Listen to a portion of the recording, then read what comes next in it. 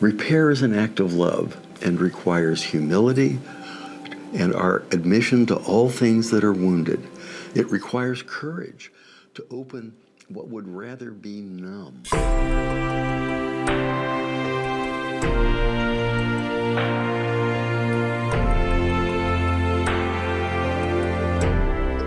Let's talk about the power of repair and healing what's broken. In a culture obsessed with perfection, we are often taught to hide what's broken, to cover the cracks, to replace what feels damaged. But the wisdom traditions tell a different story. Healing is not an erasing of the break. It's a transformation of it. The Japanese art of kintsugi repairs shattered pottery with veins of gold, making broken objects even more beautiful than they were before they were broken. And life works the same way. When relationships are fractured, when trust is broken, when dreams are shattered, we stand at a crossroads.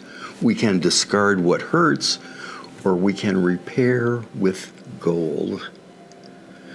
Repair is an act of love and requires humility and our admission to all things that are wounded. It requires courage to open what would rather be numb.